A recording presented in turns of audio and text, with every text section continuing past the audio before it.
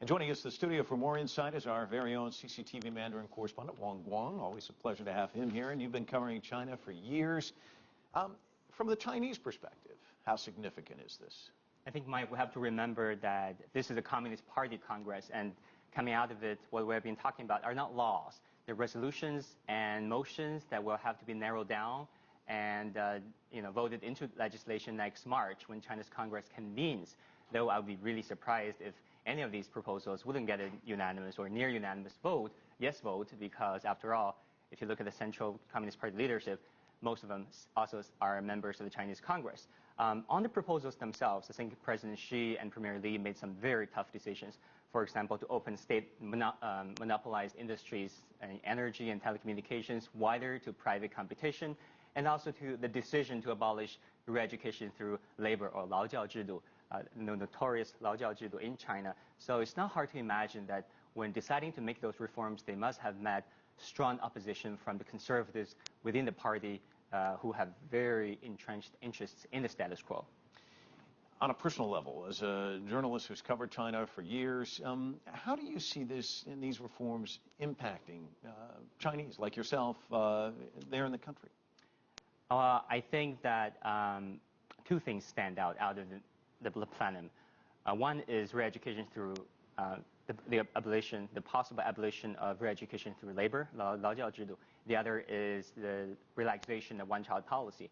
And to us, Chinese, this issue sometimes gets personal because my friends, my neighbors, my close friends, and even our extended family members suffered from this re-education through labor program in the past. And trust me, it was rough. I mean, basically, especially in rural China, lots of local police can just basically detain you, torture you, and put you in jail without a due process. The suspect had little, if any, access to a lawyer. There were no court proceedings, much less a jury or a habeas corpus. So that the current Chinese leadership, against the odds, finally decided that this must come to an end. And so many Chinese back home hope that, they pray and they hope that one day we'll have a rule of law and we'll have that day coming faster. And the relaxation of the one-child policy, that also must be having some impact, I would think, in China as well. Yeah, Mike, I think, you hear about this issue in the West. When you hear about it in the context of Western commentators, you get scared because one-child policy, forced abortions. As the one child, the only child, and also most of my peers are the one child, it's not that scary. We have mixed feelings about it. On one hand, we understand that it's absolutely the right of the woman, of the family, to choose how many children they should have.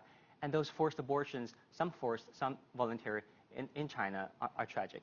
But on the other hand, back in the 70s, China already had the size of a population 3 times of that of the United States now, and it was growing so fast. So had it not been for the policy, we wouldn't have enjoyed, the individual share of wealth and resources would not have been as great as it has been. So we really have mixed feelings about it. And now, also there's a phenomenon where in China, parents really push their kids hard to get married, and they get married early because their hope is on their one child to give them a grandchild to carry on the family name.